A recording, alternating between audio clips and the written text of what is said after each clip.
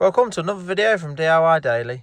Just put together a quick video, just running you through how to reset the service light on this 2015 Nissan Note.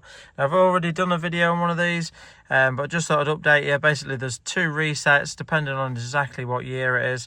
The other video I've got is on one type, but I thought I'd just run through on this, just the two types, that's all. They're both quite straightforward, but the first type would be basically to just turn your ignition on. You can see it reset this one already.